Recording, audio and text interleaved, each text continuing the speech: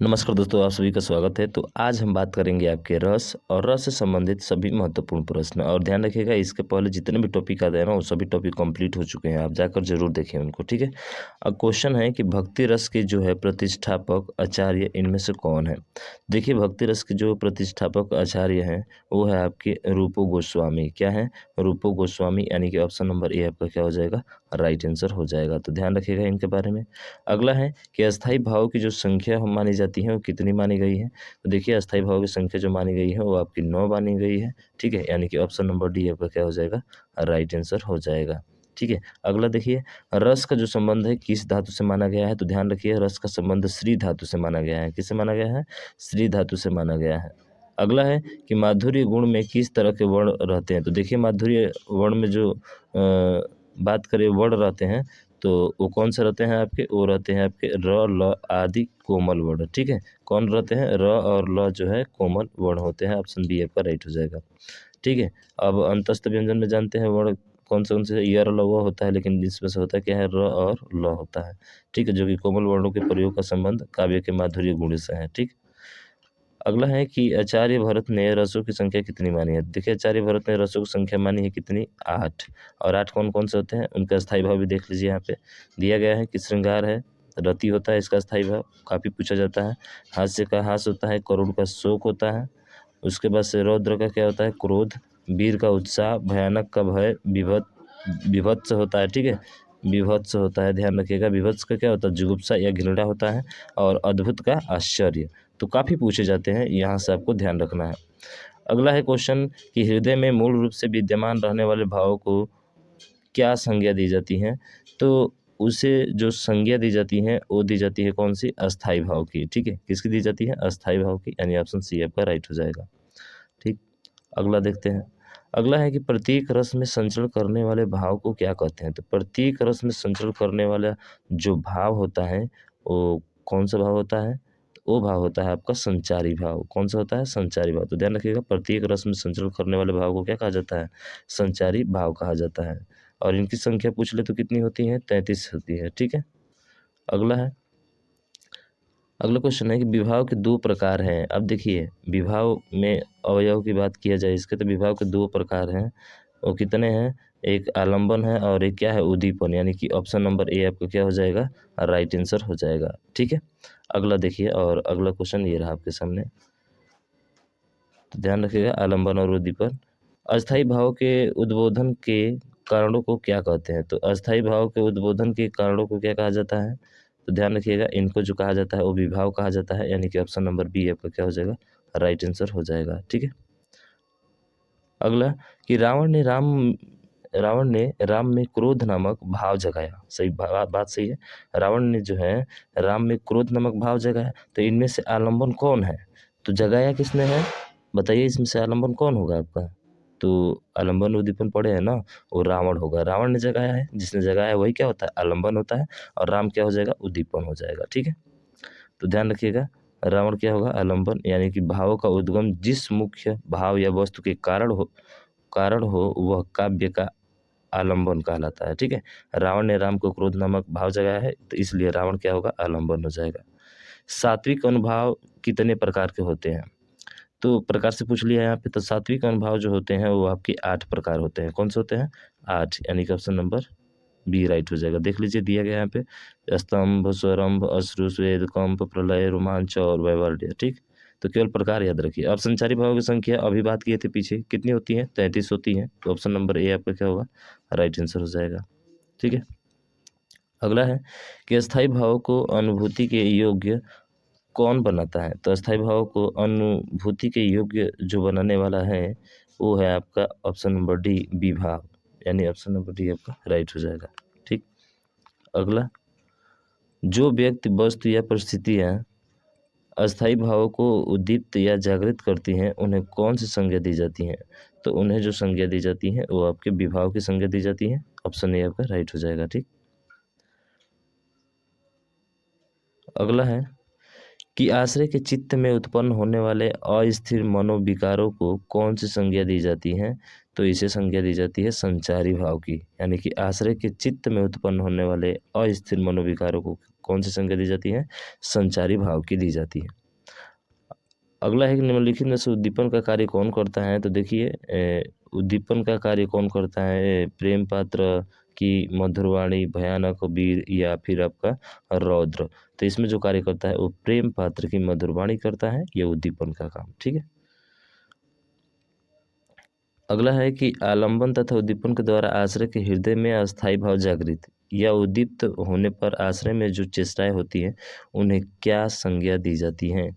तो उन्हें संज्ञा दी जाती है अनुभाव की। किसकी? अनुभाव की, यानी ऑप्शन ए आपका राइट हो जाएगा।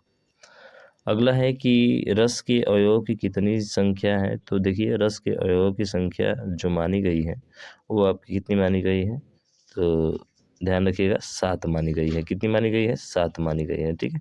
तो ऑप्शन सॉरी 7 नहीं 4 है ना। अच्छा, अवयवों की संख्या पूछा है ना, थोड़ा सा ध्यान देंगे इसमें। ठीक है। इसमें जो है वो आपका कौन सा है? बी होगा, यानी कि 4 होगा। ठीक है। तो थोड़ा ध्यान रखना है इसको भाई। ये विभाव होता है, अनुभाव होता है और क्या होता है? संचारी भाव होता है और अस्थायी भाव होता है। ठीक है। 4 है। अगला है कि रसोपत्ति में आश्रय की चेष्टाएं क्या कही जाती हैं? तो अब तो देख ही लिए, उसको क्या कहा जाता है? उसको अनुभाव कहा जाता है, यानी ऑप्शन नंबर सी आपका राइट हो जाएगा। अस्थाई भाव के उत्पत्ति के कारण को क्या कहते हैं? तो अस्थाई भाव के जो उत्पत्ति का कारण होता है उसे हम लोग कहते हैं क्या? तो उसे कहते हैं आपका विभाव। ठीक है। क्या कहा जाता है? विभाव कहा जाता है।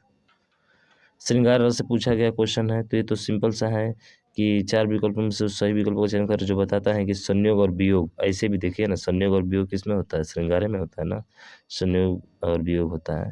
यानी वियोग के अंतर्गत कितनी काम दशाएं मानी गई हैं? तो वियोग के अंतर्गत जो काम दशाएं मानी गई है वो आपकी 10 मानी गई है। ठीक है। कितनी? 10। श्रृंगार रस का स्थायी भाव आप जानते हैं भाई साहब, रति होता है। ठीक है। अगला देखिए, अगला है माधुर्य गुण किस रस में प्रयुक्त होता है? तो अभी पीछे एक बार आया था माधुर्य गुण। ठीक है, आया था ना, लेकिन इसमें तो ये क्वेश्चन नहीं, थोड़ा सा बदल दिया है तो ध्यान रखिएगा, वो श्रृंगार का ही है। ठीक है, श्रृंगार का। और र और ल उसमें आते हैं। जिन पंक्तियों में नायक नायिका का मिलन होता है वहाँ रस की दृष्टि से कौन सा श्रृंगार होता है? तो आप जानते हैं मिलन होता है तो संयोग होगा ना, संयोग रस हो जाएगा। ठीक है, संयोग श्रृंगार रस होगा। अगला है कि जिन पंक्तियों में नायक नायिका के वियोग का वर्णन, अरे वियोग का मतलब क्या होता है बताइए? हास्य, अद्भुत, संयोग या विप्रलम्भ, कौन सा होगा? तो होगा आपका ऑप्शन नंबर डी, विप्रलम्भ। ठीक है, वियोग, वियोग का वर्णन कर रहा है ना। अगला है जिन पंक्तियों में नायक नायिका के संयोग का वियोग का वर्णन होता है वहाँ रस की दृष्टि से कौन सा रस होता है? तो वहाँ जो रस होता है वो आपका श्रृंगार रस होता है। ठीक है, ऑप्शन नंबर बी। अगला है हास्य रस से पूछा गया है इसमें क्या कि हास्य रस का स्थायी भाव कौन सा है? देखिए हास्य रस का स्थायी भाव, तो बताइए कौन सा होगा हास्य रस का स्थायी भाव? हास होता है ना, अभी पीछे पढ़े थे 8 हम। ठीक है, हाँ तो हास होगा, ऑप्शन सी आपका राइट हो जाएगा। करुण, करुण रस का स्थायी भाव क्या होता है? आप जानते हैं करुण रस का स्थायी भाव शोक है। और भी है कि किस रस का करुण रस का शोक, ये तो सीधा सीधा आ गया यार, करुण रस। ठीक है, ऑप्शन सी आपका राइट हो जाएगा। अगला देखिए, अगला है कि निर्देश दी गई पंक्तियों में रस बताइए। प्रिय पति वह मेरा प्राण प्यारा कहाँ है, दुख जल निधि में डूबी का सहारा कहाँ है। ठीक है, तो ऐसे भी हम लोग पढ़ रहे हैं कौन सा? प्रिय पति वह मेरा प्राण प्यारा है। ठीक है, इसका मतलब क्या हो रहा है? इसमें करुण रस की बात हो रही है। करुण रस की बात हो रही है तो कौन सा होगा? ऑप्शन नंबर सी जो है आपका क्या हो जाएगा? राइट आंसर हो जाएगा। ठीक है, यानी किसी प्रिय व्यक्ति के चिर विरह अथवा इच्छित वस्तु की अप्राप्ति से उत्पन्न होने वाले शोक को क्या कहा जाता है? आदि में सम्मिलित को करुण रस कहा जाता है। ठीक है, अन्यादि भाव को सम्मिश्रण को क्या कहा जाता है? करुण रस कहा जाता है। अगला है करुण रस के देवता है इनमें से कौन है? तो करुण रस के जो देवता है वो है आपके यम। ठीक है, करुण रस के देवता कौन है? आपके यम है। करुण रस का स्थायी भाव क्या होता है? फिर से पूछ लिया, करुण रस का स्थायी भाव शोक होता है, लेकिन थोड़ा सा उल्टा पूछा है। ठीक है, अगला है, और अगला देखिए, अगला है इसमें कि दिया गया है उस सही विकल्प का चयन कर जो बताता है जहाँ किसी हानि के कारण शोक का भाव उपस्थित होता है वहाँ किस रस की उत्पत्ति होती है? तो हम क्या पढ़ रहे हैं? करुण पढ़ रहे हैं ना, तो यही ना होगा आपका। ठीक है, रौद्र, रौद्र से पूछा गया है। रौद्र रस का भयानक होता है, भयानक होता है, श्री कृष्ण के सुन वचन अर्जुन क्रोध से जलने लगे। अरे सब सो को अपना भूलकर करतल युगल मलने लगे। संसार देख सब हमारे शत्रु रण में मृत पड़े। करते हुए यह घोषणा वो हो गए उठकर खड़े। प्रस्तुत पंक्तियों में कौन सा रस है? अरे भैया रौद्र रस है। कौन सा रस है? रौद्र रस है। ऑप्शन नंबर ए आपका राइट हो जाएगा। ठीक है, रौद्र रस का स्थायी भाव होता है। तो रौद्र रस का स्थायी भाव क्या होता है? क्रोध होता है। रौद्र क्रोध। ठीक है, क्रोध किस रस का स्थायी भाव है? रौद्र रस का स्थायी भाव है। इसका उल्टा भी पूछा है। ठीक है, अगला देखिए, अगला है वीर रस से। वीर रस का हिमाद्री तुंग श्रृंग से प्रबुद्ध शुद्ध भारती। अरे स्वयं प्रभा समुज्ज्वला स्वतंत्रता पुकारती। इस वाक्य में कौन सा रस है? तो आप देखिए वीर रस है तो वीर रस होगा ना। ठीक है, यानी कि जिस काव्य को पढ़ने से मन में उत्साह नामक अस्थायी भाव की जागृति होती है उसे क्या कहते हैं? वीर रस कहते हैं। और वीर रस का स्थायी भाव क्या होता है? उत्साह होता है। चमक उठी सन 57 में वो तलवार पुरानी थी। सुने है ना, चमक उठी सन 57 में वो तलवार पुरानी थी। किसकी कविता है बताइए? किसकी रचना है? रचना भी बताइए कमेंट करके। ठीक है, तो देखिए इसका जो राइट आंसर होगा वो कौन सा होगा? वीर रस होगा। ठीक है, ऑप्शन बी आपका राइट हो जाएगा। अगला है उत्साह किस रस का? तो आप जानते हैं वीर रस का है। ठीक है, वीर रस में इनमें से कौन सा गुण की प्रधानता होती है? तो वीर रस में देखिए किसकी प्रधानता होती है आपकी? तो ये होती है ओज की। ठीक है, किसकी होती है? ओज की होती है। तो देखिए ओज की प्रधानता होती है। और वीर रस का स्थायी भाव उत्साह है। भरत मुनि ने वीर रस के 3 प्रकार बताए हैं, दानवीर, धर्मवीर और युद्धवीर। और विश्वनाथ ने 4 प्रकार बताए हैं, ध्यान रखिएगा, दानवीर, धर्मवीर, युद्धवीर एवं दयावीर। ठीक है, वीर रस से युक्त काव्य में किस गुण की प्रधानता होती है? अभी बात किए थे ओज की होती है। दोबारा आ गया ना क्वेश्चन। अगला भयानक रस का स्थायी भाव क्या होता है?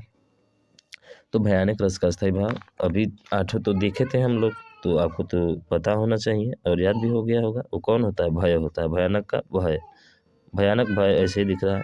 वीर रस का स्थायी भाव कौन सा है? तो वीर रस का स्थायी भाव कौन सा होता है? उत्साह होता है। ठीक है, क्या होता है? उत्साह होता है। विभत्स रस से पूछा गया है कि इनमें से विभत्स रस का सही भाव क्या है?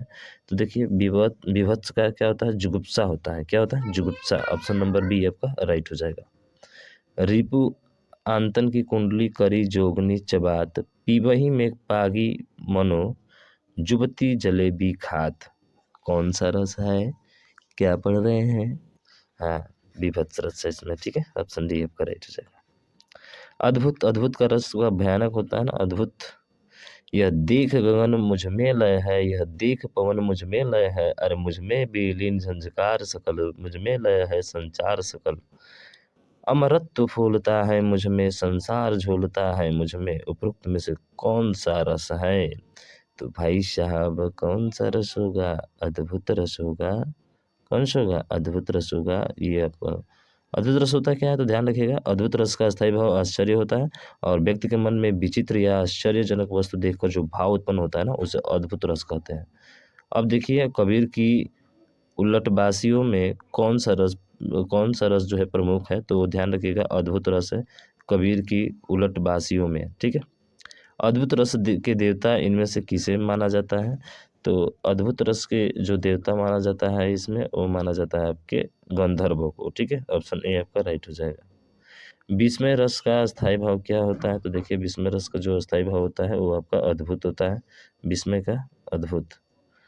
अगला है कि अद्भुत रस का स्थायी भाव क्या होता है? अरे यार बार बार पूछ लिया। अद्भुत रस का पूछा है ना? हाँ सॉरी, किसका पूछा है? तो अद्भुत रस का पूछा है। तो अद्भुत रस का पूछा है तो ठीक है भाई साहब, विस्मय ही होगा ना। फिर दे दिया 8 आपको। शांत, शांत का निर्वेद होता है। यानी हिंदी साहित्य का 9 रस इनमें से कौन सा है? तो वो आपका शांत रस है। ठीक है, अगला देखिए शांत रस का स्थायी भाव कौन सा होता है? तो शांत रस का स्थायी भाव क्या होता है? निर्वेद होता है। ऑप्शन बी आपका राइट हो जाएगा। अगला है वात्सल्य। इसमें पूछा लो वात्सल्य रस का सम्राट किस कवि को कहा जाता है? तो वात्सल्य रस का सम्राट जो कहा जाता है वो कहा जाता है सूरदास को। वात्सल्य रस का सम्राट किसे कहा जाता है? सूरदास को कहा जाता है। भक्ति रस इनमें से किसे उज्ज्वल रस या मधुर रस भी कहते हैं? बताइए। तो ये कहते हैं आपके भक्ति को। किसको कहते हैं? मधुर रस या उज्ज्वल रस जो कहा जाता है भक्ति को कहा जाता है। तो ये हो गया आपके 54 प्रश्न और ये होते हैं आपके खत्म। रस तो अभी तक चैनल को सब्सक्राइब नहीं किए तो भाई सब्सक्राइब कर लीजिएगा और बेल आइकन को दबा लीजिएगा, क्योंकि पूरा कंप्लीट हिंदी हमको पढ़ना है और क्लास नोट्स भी बनाना है। नोट्स के साथ साथ आपको प्रैक्टिस भी करना है, ठीक है। तो ये आपका प्रैक्टिस रहा, नोट्स भी आपको बनवाना है भाई साहब, ठीक है। तो चैनल को सब्सक्राइब कीजिएगा और शेयर कीजिएगा इसको ज़्यादा से ज़्यादा। तो मिलते हैं नेक्स्ट वीडियो में नेक्स्ट टॉपिक के साथ, तब तक ले जय हिंद जय भारत।